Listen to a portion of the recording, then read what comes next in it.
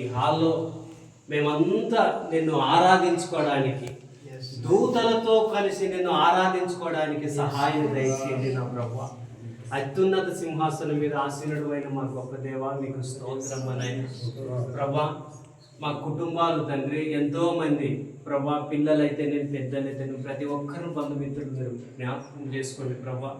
ఇలా మీకు వేలాది స్తోత్రాలు. ఈ కుటుంబాన్ని మీరు ఆశీర్వదించండి మా నాయన ప్రభా. శాంతరాజు కుటుంబాన్ని ప్రభా మీరు ఆశీర్వదించి ప్రభు వారి పిల్లలకు వారి విద్యలోను, బుద్ధిలోను, జ్ఞానంలోను మీ కృపా ద్వారా మీరు ముందుండి నడిపించండి ప్రభా.